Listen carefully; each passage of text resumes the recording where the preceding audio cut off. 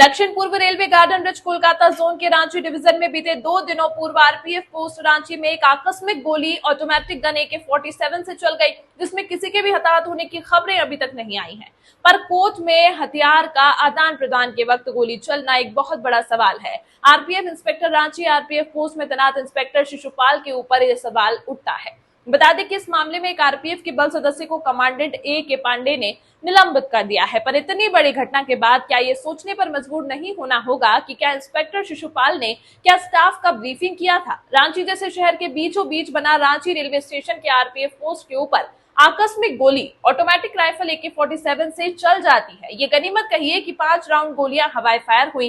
अगर गलती से ये हवाई फायर ना होकर कहीं और दिशा में होती तो शायद बहुत बड़ी कैजुअलिटी देखने को मिलती। हो सकता था कि किसी यात्री को भी गोली लग सकती थी। सवाल उठता है कि क्या इंस्पेक्टर शिशुपाल क्या रांची स्टेशन के साउथ और नॉर्थ साइड में बने 200 से भी अधिक अवैध झुग्गी झोपड़ी किस्म के बने दुकानों से सिर्फ अवैध उगाई ही करते हैं या सरकारी काम भी करते हैं? क्या रांची आरपीएफ इंस्पेक्टर शिशुपाल ने कभी रूटीन तरीके से हथियार, गोली और जान माल की सुरक्षा के लिए समय समय पर ब्रीफिंग और डीब्रीफिंग का काम किया? खबरें जो सवाल बनाती हैं, खबरें जो आपका इम्तिहान लेती हैं, तथ्यों की गहराई में उतरकर हम करते हैं हर साजिश का पर्दाफाश। खबरें जो आपको सोचने पर मजबूर कर दें, खबरों से कोई समझौता नहीं, खबरों की सफर की एक नई शुरुआत। F9 न्यूज पर खबर वही जो सच दिखाए। ये प्रक्रिया ड्यूटी में चढ़ने और उतरने से पहले इंस्पेक्टर को बताना है सिर्फ कागजों तक ही सीमित थे शिशुपाल, ऐसा प्रतीत होता है, जबकि आम गार्ड 24 घंटे में सिर्फ एक ही बार चढ़ता है।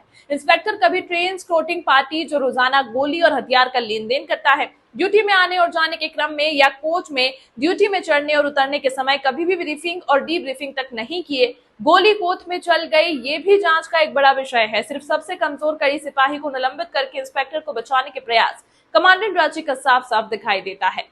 2 घटना पिछले दिनों रांची आरपीएफ की छठी घटी। पहली नानकुन स्टेशन पर घटी। ड्यूटी पर तैनात एक सिपाही की गर्दन धड़ से अलग की गई अवस्था में रेलवे पटरी पर मिली। वहीं दूसरी घटना घटी रांची आरपीएफ पोस्ट के कोच में घटी है, जहां की एक आकस्मिक गोली किसी कारणवश निकल गई। इस मामले में किसी के हताहत या जान माल के नुकसान की खबरें नहीं मिली। F9 न्यूज ने नानकुन की घटना पर बड़े बारीकी से अपने खबर में दर्शक को आप लोगों को दिखाया था। पर सवाल रांची पोस्ट इंस्पेक्टर शिशुपाल से यह है कि क्या शिशुपाल ये बता पाएंगे कि फ्लोरेशन जैकेट नानकुन में तैनात सिपाही को घटना वाली रात क्यों नहीं दिया गया था, जबकि रेलवे बोर्ड का साफ साफ आदेश है कि रात्रि ड्यूटी में आरपीएफ स्टाफ को ट्रैक पेट्रोलिंग और यार्ड पेट्रोलिंग में जो भी आरपीएफ स्टाफ जाएगा उसे फ्लोरेशन जैकेट सप्लाई किया जाएगा। उस जैकेट को पहनकर ही रात्रि पाली की ड्यूटी में सिपाही सेक्शन में जाएगा। क्या Ranchi inspector Shishupal flotation jacket supply करने में फेल हो गए? क्या इंस्पेक्टर रांची के द्वारा दिए गए हथियार, गोली और जान माल की सुरक्षा के साथ साथ आरपीएफ जवानों की सुरक्षा के साथ खिलवाड़ कर रहे हैं?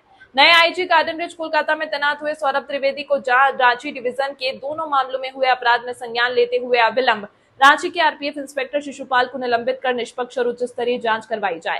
रांची इंस्पेक्टर शिशुपाल की कुर्सी में बने रहने पर निष्पक्ष जांच नहीं हो पाएगी और जांच भी प्रभावित होगी। रांची से F9 news bureau Rajnarayan Mishra की रिपोर्ट। खबर बड़ी और खास होगी, असल वजह की तलाश होगी, दुनिया भर के हर गांव, शहर, गली, मोहल्ले पर नजर हमारी होगी। खुलेंगी पर्दें, जहन में उठे हर सवाल की बात होगी, हर वो जवाब जो है आपके लिए जरूरी, जिम्मेदारी हमारी होगी। हमारी खबरों में कुछ हटकर होगी बात।